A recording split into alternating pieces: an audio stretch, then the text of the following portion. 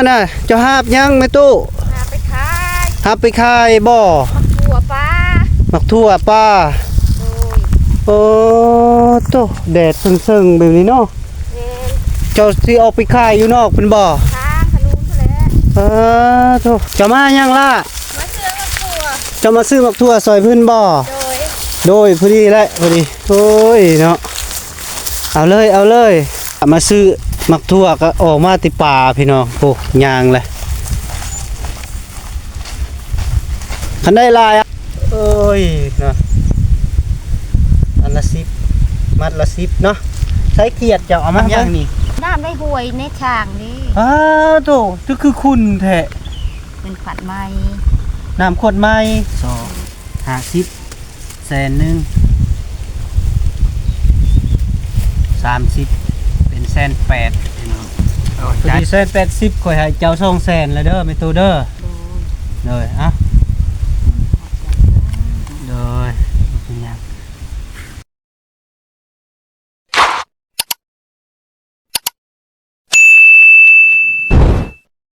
ลูกมานำแล้วก็หาเป็นยังดีเนาะพี่น้องเนาะแดดเพ้อๆแบบนี้ย่างมาเป็นยังอ่ะนะเจ้าหาบยังแม่ตู้หาไปขายหาบไปขายบ่ถั่วปลามักทั่วป้าโอ้โตแดดเซิงๆแบบนี้เนาะเจ้าสิออกไปขายอยู่นอกเป็นบ่ทางขนุนแหละโตน้องเอ้ยเดี๋ยวมานั่งห่มนี่ก่อนโอ้ยพี่น้องเอ้ยเบาแก้วขี่รถมาแล้วก็เห็นไม่ตู้เพิ่นย่างมาทะเลพี่น้องเนาะหาบมาลุงทุ่งทิ้งโอ้ยไปจักอองลูกอองยังเนาะลานบ่แมนโอ้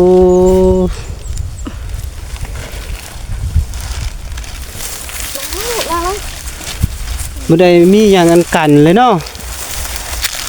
โอ้ยพี่น้อง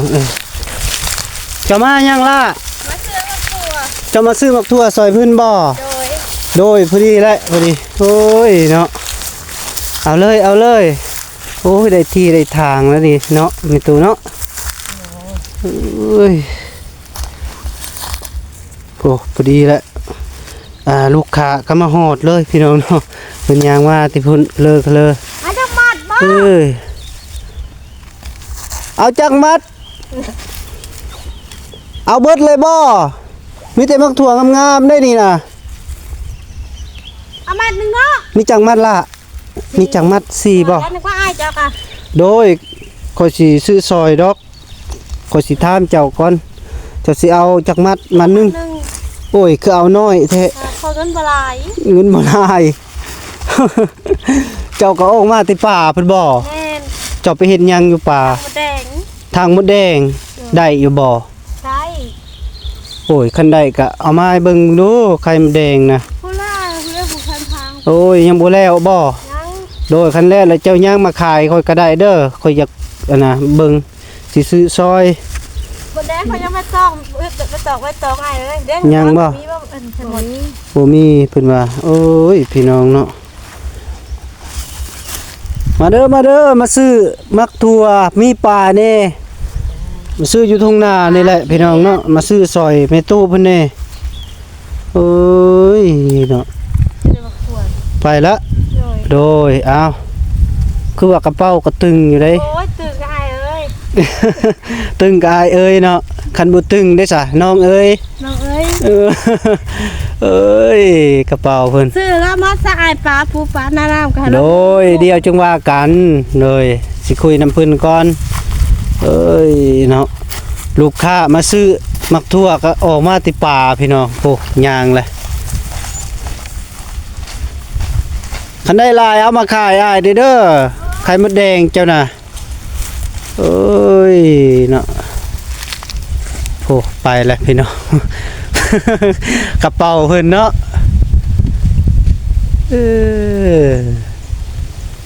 โอ้เข้าป่าเลยพี่น้องพวกเพิ่นแง่ไข่มดแดงเนาะแล้วก็ยินเสียงปากวาบเลยเพิ่นก็อยากซื้อซอยพี่น้องเพิ่นซื้อมัดหนึ่ง ซื้อซอยแม่ตู้เพิ่นไปเลยทางนั้นก็ได้เอ้ยสบายดีเด้อโดยสบายดีโอ้ยพี่น้องเอ้ยเฮ้เนาะแดดบังแห้งหนึ่งแล้วก็ยังออกลูก ดาน ห้ามอันขายพี่น้องเนาะขายเขียดขายมักทั่วขายป้าพี่น้องไปเบิ่งนำกันเบาแก้วสิไปเบิ่งมีหยังแน่โดยโอเคโอ้ยมีหยังแน่สบายดีมีตู้เลย มีเขียด มีกุ้ง ปลา เขียดมีป่าปลายังไงนี่ ปลาดุก ปลาดุกเอ้ยปลาดุกพี่น้องเอ้ยโห มักหลายหนึงมักทั่วบ่นี่โอ้ยเบิ่งปนอยู่ทุ่งนาเลยเด้อพี่น้องเนาะ อีมัดเท่าใด มันละชีพ อันละ10โอ้ยเนาะอันละ10มัดละ10เนาะใช้เกียดเจ้าเอามาเบิ่งโอ้ยนี่เห็นนำบ่แม่นบ่ บ่ โอ้ยเจ้าสิไปให้ปลานี่บ่นั่นน่ะ แม่น เขียดสายพี่เนาะพอดีคัก น้อย เขียดน้อย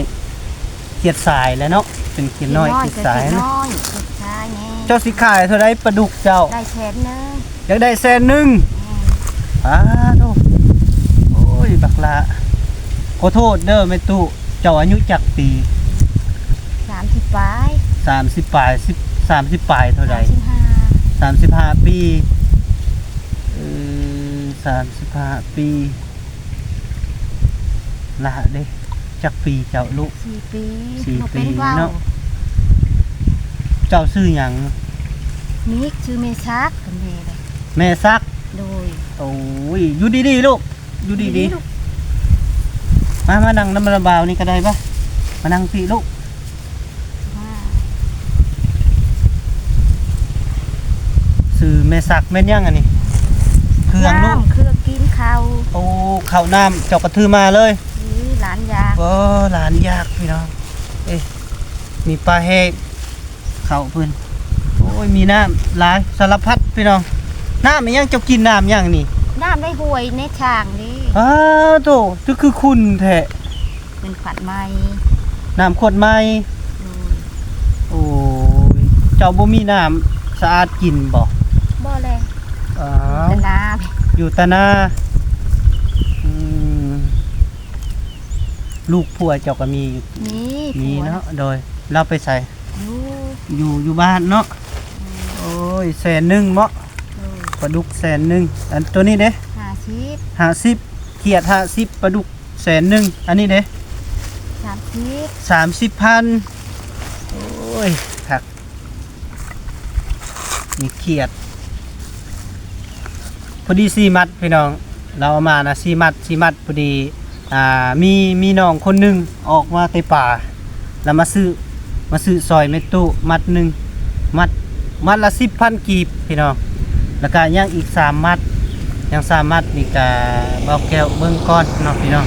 แล้วก็สิซื้อซอยเม็ดตู้เพิ่นแล้วก็ปลา100,000ปลาดุกแล้วก็ปลาเขียดนี่50เนาะแสนพอดีเป็น180,000เนาะ180,000เจ้าไปเอาเองบ่ปลานี่บ่แม่ ปลาไปดูด ไปดูดอยู่ห้วยใด ห้วยทองนี่แหละบ่นาชาวดอยนี่เด้ นาสาวน้อย โดย น้อยใด น้อยนี่แหละตัวช่วยเหลือ โอ้น้องน้อยโอ้ยโดยอืมเจ้าไปขายปลาได้ปลาเจ้าสิซื้ออิหยังเจ้าได้เงินแล้ว ชื่อขนมไหหลานเลยเลี้ย ซื้ ง อ หลา ข น นมให้หลานเลี้ยงหลานพ่อแม่ของเพิ่นเลยค่ะ พอบ่มีแต่แม่ พ่อบ่มีแต่แม่ แม่น เราอยู่ไสเพิ่น แม่ในสวรรค์นี่แหละ โอ้ไปเฮ็ดเวียกอยู่สวรรค์ ไปเฮ็ดงานไปรับจ้างนี่แหละ โอ้ อันนี้ได้เอามาจากไทยอันนี้ฮะ แสดงว่า แม่ของน้องนี่ไปไทยไปทำงานอยู่ไทย เอาพัวอยู่ไทย แม่น แล้วก็พอดีบางล่านี่เกิดมาปุ๊บแล้วก็เอามาบ้าน เอามาบ้าน ให้เจ้าเลี้ยง ไปเลี้ยง เรานำไปรับจ้างไปจ้างเราก็ส่งเงินให้เจ้าอยู่ติ พอได้ชื่อนี่แหละ โอ้โดยโอ้พอได้ซื้อเนาะ ขนมพดาน บักล่าแม่โทรมาอยู่บ่ลูกเราก็มันยามเลยสิบ่ บ่มีพ่อป้าเดียวกันแม่เอามา บอสอันน่ะแม่เราน่ะมาอยู่บ่ มีสวัสดิ์ เราเที่ยวมาเนาะเที่ยวไปเที่ยวมาขอโทษกับพี่น้องเอ้ยกะบ่สบายเนี่ยเป็นไอโอ้ยบักล่าเอ้ยพอดีเสร็จจะได้พอดีเบิ่งก่อนเด้อ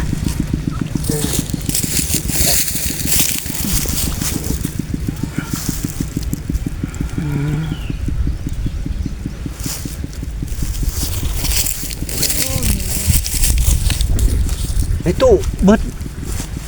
นี่พอดีเป็น180,000เนาะเจ้าย่างมาแต่บ้านเพิ่นบอก เป็นนา นาอยู่ใส่นาเจ้า หน้าบ่หน้าเขาเช้าพิวนี่แหละเลี้ยงนาปลูกหมักถั่วเด้ โอ้สาวยังสาวผิว เช้าพิวตัวเขาเจ้าไปนั่นนี่ สาวผิว ตัวเจ้าไปอยู่เด้นะ โอ้ เอ้ยอยากลงเนี่ยเนาะหลาย หมักถั่วเด้ โดย เจ้าชื่อคอยบอก ชื่อ เอา จังหวาน จังหวะเจ้าเคยเห็นคอยไปตลอดบ่ บ่แล ขั้นว่าสาวผิวก็คอยเคยไปอยู่สาวผิวสาวอีหยังก็ผู้หนึงอะนะผู้หาบน้ำเก่งๆอะนะน้องหยังก็น้องผิวนั่นล่ะเนาะ แม่ แล้วก็มีอีกสองไอ้น้องสองเอ้ยน้องอันเด้สาวยังกอบผู้หนึง เขาเช้าอันนั้นบ่เช้านิ้วบ่ แม่นสาวนิวกับสาวยังกอบผู้น้อยๆขาวๆเด้เป็นตะแพง เช้าอ้ำ สาวอ้ำเนาะมี3สาวอยู่กัน โดยว้าโธ่พี่น้องเอ้ยกระบาบกระบอยย่างมาทุกคนแดดเทอเลอร์อยู่แม่ตู้กันสมมุติว่าข่อยซื้อน้ำเจ้าปุ๊บเจ้าสิเมื่อเที่ยงแล้วบ่หรือว่าจะไปต่อบ่ เมื่อเลย เมื่อเนาะคันว่าข่อยซื้อเลยข่อยซื้อเบิดแล้วรู้สึกเจ้าน่ะรู้สึกแนวใดดีใจอยู่บ่ แม่ เพิ่นดีใจ ดีใจได้เมื่อกับหลาน จึงยังบ่ได้ออกไปพุ่นเนาะโอ้ระยะนี้ไปพุ่นก็ยังอีก2กิโลได้เนาะแม่เนาะ แม่ 2กิโลเมตรนะพี่น้องแล้วก็เบ้าแก้วเดินทางมาแต่พุ่นได้พี่น้องแต่บ้านน้องเหื่อยไปเบิ่งมีเขตหนึ่งทางน้องเหื่อยน้องปูน้องอีเพิ่นว่ามีเขตหนึงทางก่อสร้างเพิ่นเนาะแล้วก็ให้เบ้าแก้วไปเบิ่งพอดีบ่ได้เจอนะเราไปตัดอ้อยแล้วก็เลยบ่ได้ไปแล้วบ่ได้พอเพิ่นซ้ำแล้วก็เลยกลับมาแล้วก็เบ้าแก้วขี่รถมาพี่ปึ๊บพี่น้องก็เห็นแม่ตู้กับหลานย่างตากแดดมาเลยพี่น้องอ่องลานเพิ่นก็เลยอยู่มาที่พุ่นแล้วก็เลยห้องใส่เพิ่นพี่น้องโอ้ยแดดบังแหงนึงใต้ต้นเพิ่นเนาะ มีใดๆก็ข่อยสิซื้อให้เจ้าเลยหมดนี้โดยใส่ถุงนี่ข่อยเลย ในท้องก็ โด ลูก ยข่อยสิเมามาพี่ลูกมาพออุ้มบ่เป็นหยังฮู้จักกะดีคือกันเพราะว่าน้าบ่าวช่วยเหลือให้คนทุกข์ยากกันล่ะโดยเจ้าใส่ถุงจะใส่พี่รู้แล้วนี่ตัวหน้านี่เจ้าหน่อย FC เพิ่นสิบ่ได้เห็นน่ะนะโอ้ยบักหละเนาะเป็นตาเพลงแม่นยังอันนี้ลูกกาแฟ โอ้ยเก็บกาแฟข้าเจ้าเหียน้ำชา โอ้ยเก็บกะกินอยู่บ่ ก็แหละเก็บปลาลิ้น เก็บลิ้นเด้อลูกเด้อบ่กินเด้อยานเพิ่นใส่อย่าบอกอย่าเบื่อโอ้ยอันตรายเด้กินอะไรข้าวนะลูกหึจะกินข้าวละบ่แม่เพิ่นก็โทรมาอยู่บ่ เอามาอยู่ โทรมาเรื่อยเนาะ แม่น โอ้ยเนาะ พม่าได้นี่ หากะมา ทำคนพม่าพ่อน่ะเป็นพม่า โอ้คนครึ่งพม่า แม่นคน ลาว ครึ่ง พม่าโอ้ยเนาะชื่อในใดก็ชื่อในใด ซิ้ว ชื่อซิ่ว แม่น ชื่อซิ่วโอ้ยอย่าคืออันน่ะพม่าเนาะพม่าได้ต่างชื่อซิ่วเนาะเจ้ายินนามออกก่อนหน่อยนึงบ่ให้หลายจะน้อยเจอเฮาก็ใส่คืนโอ้ยในตู้เอ้ยทักอยู่บ่เงียงมันน่ะ บ่ได้นะได้ โอ้มีค่าต้องหูเนาะ โอ้ยลูกครึ่งพม่าลาวพี่น้องเป็นลูกกำพร้าพี่น้องเอ้ยเราเป็นลูกกำพร้าแล้วก็คือแม่ตู้เพิ่นเว้าแหละน้องอีหยังก็ลูกสาวล่ะนะไปทำงานอยู่ไทยบัดนี้เอากันกับพม่าแล้วก็พวกปะบัดนี้เราก็เลยเอาลูกเรามาให้พดแม่ตู้นี่เลี้ยงพี่น้องเนาะแล้วก็ทางลูกเราก็ลงไปเฮ็ดเวียกอยู่สวรรค์ต่อบัดนี้เอ้ยเนาะพี่น้องเนาะกับบาปอีหลีเนาะคนเฮาเนาะหลายสิ่งหลายอย่างเนาะที่เป็นแบบนี้อ่ะนะบางเทื่อกับปะกันบางเทื่อทุกคนนี่เลยมาลองจงจอยเนาะแม่ตู้เนาะ แม่น เอ้ยก็บ่ว่ากันเนาะโธ่งามอีหลีบักถั่วแล้วเนาะ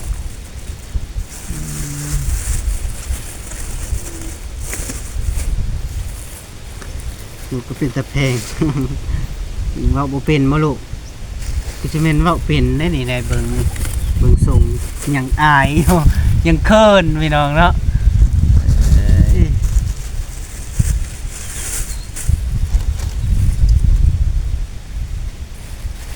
โอ้ยเจ้าเห็ดในนี่เนาะก็สิแสบครับเนาะจะปลูกเองบ่ แม่นเห็นเดี๋ยวลงวังนะชาวพิวแล้วก็เห็นเกินตัว ลายอยู่บ่ หลายอยู่ ยังลายอยู่บ่ หลาย มื้อหน้าค่อยสิอันน่ะไปซื้อซอยเด้อ ดู เพื่อนซ่านเจ้าอยู่ไสอยู่ในบ้าน ใน บ่ บ้าน เพื่อนหลังใหญ่บ่ ก็ เว้าอีหลี อ้าวก็ธรรมดานี่แหละบ่อันนั้นดอก ธรรมดา ครับภาคเดือนก่อนนี้ทางมีน่ะเดือนยาวนี่แหละ โดย ไม่มอกตกลืมนี่แหละ ไม่มอกตกดื่ม ดู อีหยังดื่ม ไม่มอกตกลืม แทนพานบอกลืมหมูนี่แหละ เอ้ยน่ะให้นะเบากูมันนี่กลัวลูกใส่อันน่ะผักกาดจาดบ่ ครับอันนี้ภาคซับเอานี่แหละ ผักกาดจาดหรือว่าผักกะผักทับเอาไม่หยังไม่ไผบ้าน นี่แหละ ทับ ดู ใหญ่บ่เฮือนใหญ่บ่ 3 ห้อง ครับโอ้ เพนพาคอ่ะพากไปว่าแน่ โดยใช้ชีวิตร่วมกันมีจักคนอยู่ในเฮือน ทางหลาน แปดทางร้านนี้ แม่น แปดไผแน่ หลานตัวนั้นก็อยู่เฮือน ลาน หนึง ผู้หนึงมีลูกหลาน2คนบ่ นี่ โอ้คนนั้นน่ะผู้หญิงบ่ ผู้ชายคือกัน ผู้ชายเบิดซอง โอ้ย ได้ถึกเบิดซองลูกจะไปเฮ็ดงานงานหยังอยู่สวรรค์ ไปหารับจ้างธรรมชาตินี่แหละ ทำหารับจ้างธรรมชาติเราก็ลิ้นบ่เป็นปลูกหยัง ทั้งว่าเลยโอ้ยก็บ่มีโทรศัพท์ โอ้แล้วเราโทรหาเจ้าทางใดซะ มือถือ มือถือโอ้ยโดยมือถือ จับตั้งโต๊ะนี่แหละนี่ เราก็มาคู่มือบ่ บ่ โอ้ยบ่แม่นโทษเฮิงเดือนละเทื่อบ่ แม่น เราเฮ็ดงานหยังงาน ทั่วไปน้ำนั่นแหละน้ำสวรรค์นี่แหละ โอ้ ขายเพอน้ำเพลินนี่แหละ โอ้ลงแบบเฮ็ดเพอเนาะขายเพอขายข้าวปุ้น แม่น ประมาณนั้นเนาะโอ้ยไม่ตู้เอ้ยเฮ้ยบักละอันนี้เป็นลูกครึ่งพี่น้องเอ้ยลูกครึ่ง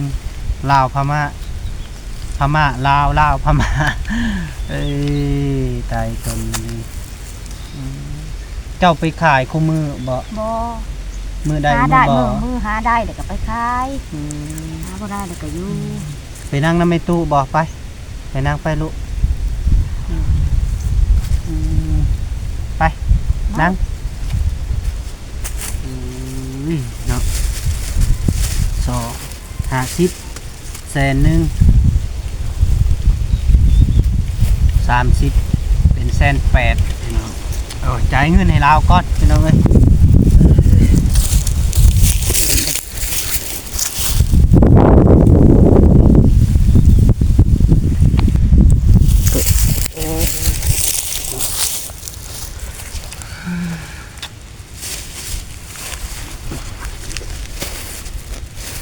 โอเค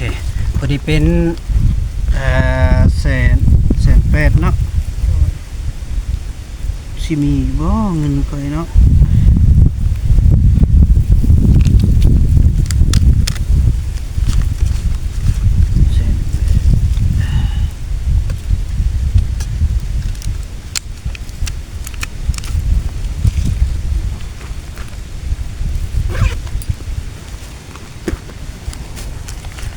180พอดี180ข่อยให้เจ้า200,000แล้วเด้อแม่ตูเด้อเลยอ่ะเลยเป็นหยังแล้วก็20,000นี่ข่อยให้เจ้าซื้อกินน้ำเด้อซื้อกินน้ำแล้วซื้อขนมให้ร้านโดนเพิ่นแน่แล้วก็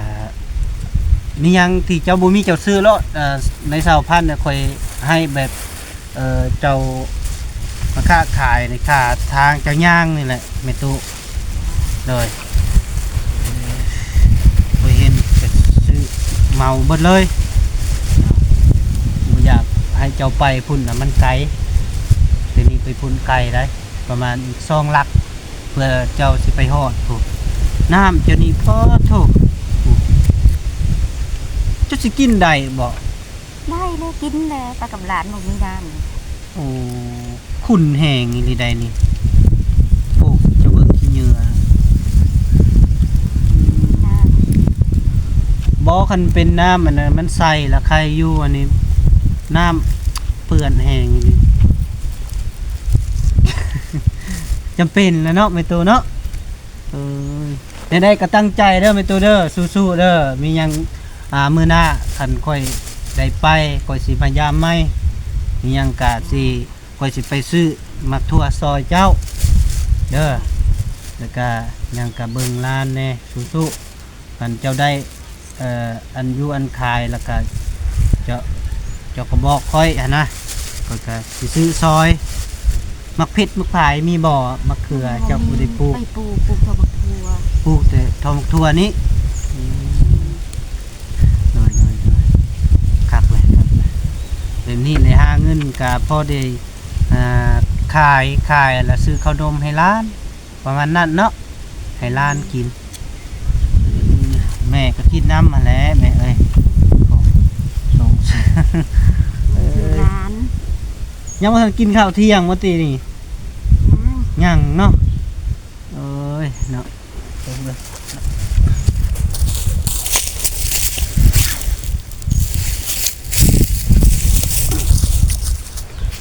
ยังแล้วก็เมื่อแล้วก็พากันกินข้าวกินน้ำปะโตเจ้าย่างกับเมื่อนี่ก็ยังไก่ได้นี่เนาะไก่เติบได้สิที่ได้ค่อยกะคือว่าแหละแม่ตุจะเบิ่งรถจักรค่อยกะมันธนากาสิไปส่งกะมีหยังกะค่อยเมื่อเด้อแม่ตุเด้อค่อยย่างเมื่อเอาพ่อแม่พี่น้อง FC บ่สุขคู่สู่คนทางเมื่อทุกท่านเนาะที่เห็นคลิปนี้ผ่านไปแล้วก็อย่าลืมกดไลค์กดแชร์กดติดตามทางเบาแก้วกว่าขอจบคลิปจบภาพอยู่พี่ละพี่น้องเด้อแล้วก็เบาแก้วก็ขอขอบคุณหลายๆเด้อทางผู้ใหญ่ใจดีผู้หลักผู้ใหญ่แล้วก็ขออยู่ดีมีแฮงสุขภาพแข็งแรงเจ็บจนเบาแก้วสิขอโตเดินทางสิอำลาพระจากแล้วพี่น้องเนาะใจแม่ตู้เพิ่นก็กลับเมื่อเนาะแล้วก็ตอนนี้ก็แดดเนาะประมาณบ่ายโมงพี่น้องเนาะตอนแดดแห้งๆพี่น้องเนาะขออยู่ดีมีแห้งสุขภาพแข็งแรงเจ็บจนเด้อพ่อแม่พี่น้องอายุมันคนยืนตลอดปีตลอดไปสาธุบายบายไปดูไปตอนนี้ มาลุงทิ้งเป็นตู้เพิ่นกะเกียมมานี่ที่ได้คายวางไว้นั่นละเป็นตู้ เอากระสอบก่อน โดยเอากระสอบเมื่อคักเลย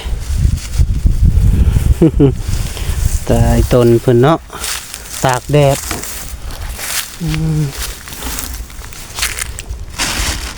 ร้านก็ไม่ได้ย่างเนาะอองเอาแล้วเนาะ โอ้ยจะลากมันจะขาดนี่แหละ เนาะ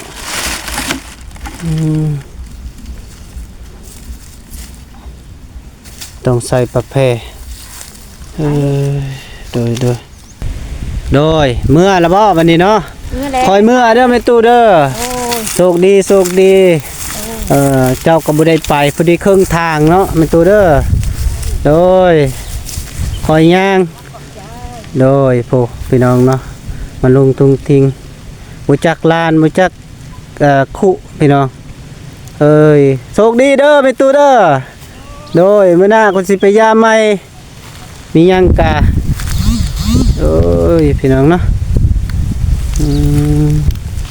อเคผมกินจะเอาซื้อเลยพี่น้องเนาะซื้อซอยเพิ่น